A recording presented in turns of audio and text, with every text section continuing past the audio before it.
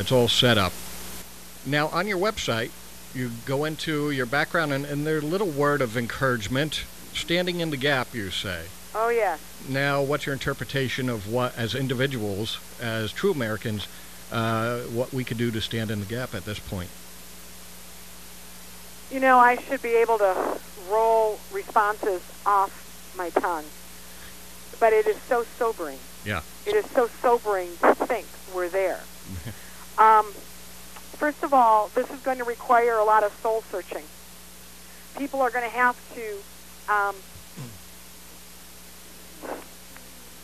they're going to have to really learn very quickly, very fast, the major players, the agenda, and how it happened. Now, they don't need to know that immediately, but in order for them to even figure out how they could be lured into such a net,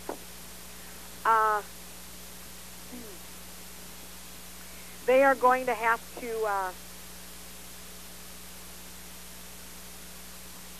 they're going to have to analyze their assets and their liabilities.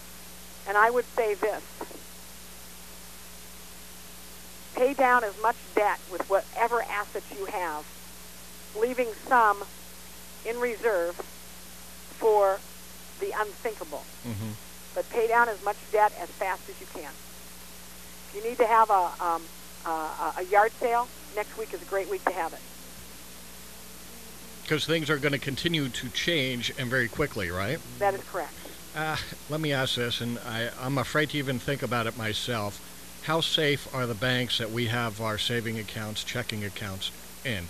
Because if the government is out of money, and they're borrowing money from other countries to take on this huge debt from private companies like this, and of course, the only way they're going to pay it off is our money, then if banks start failing, they don't really have money to back those up. As they say, there's the federal insurance to back it up. That's much. We are in dire straits. We are in dire times. And for that reason, people should immediately, if they have anything in their 401k, draw it out. Who cares about the tax?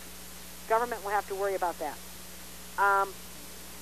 And pay down as much debt as possible. Okay? Pay down as much debt as possible. If they need some basics, they better buy those basics. Okay? There could be a run on items in stores, you're saying. You know what? I don't know. I'm just saying, buyer beware. Mm-hmm. I don't know. The smart man, my sister was telling me she was watching this squirrel this morning, and he had a really big something or other in his mouth. It was huge, she said. Yeah. Looked like John McCain with the big swollen side. That mini-me he's growing on the side of his face, I think. It's a handsome look. Yeah, it's no longer the nose, right? No.